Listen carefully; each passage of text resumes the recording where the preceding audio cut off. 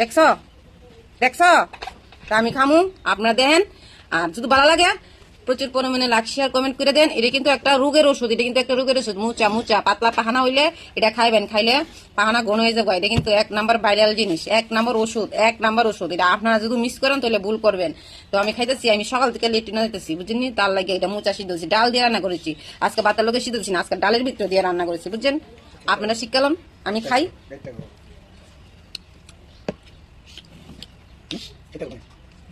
বারবার